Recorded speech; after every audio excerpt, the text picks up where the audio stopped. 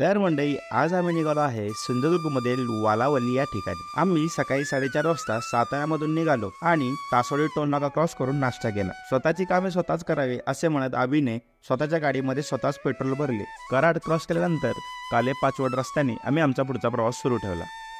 कोकरूड या गावानंतर आमनी घाटामध्ये आम्ही थांबलो आणि सुंदर अशा सूर्योदयाचा आनंद घेतला। पुढे अनुस्कुरा घाटामधून खाली उतरलो आणि कणकवली मार्गे वलावलमध्ये असलेल्या आमच्या वलावल ब्लिस या होमस्टेवरती पोहोचलो। नारळ सुपारीच्या बागेत असलेल्या या ठिकाणी आम्ही बराच वेळ घालवला। यानंतर आम्ही वलावलच्या भटकंतीसाठी निघालो। वलावलमधील श्री लक्ष्मीनारायण मंदिर हे वास्तुकलेचे उत्तम उदाहरण आहे। गर्द वनराईने नटलेला वालावल आणि मंदिरालगतचा असलेला शांत तलाव यामुळे मंदिराच्या सौंदर्यात आणखीनच भर पडते। पुढे आम्ही कर्ली नदीच्या काठी असलेल्या फेरीबोट धक्क्यावरती गेलो। इथे तुम्ही फेरीचा आनंदही घेऊ शकता। या ठिकाणापासून देवबाग बीच हे साधारणपणे 30 ते 35 मिनिटांच्या अंतरावरती आहे।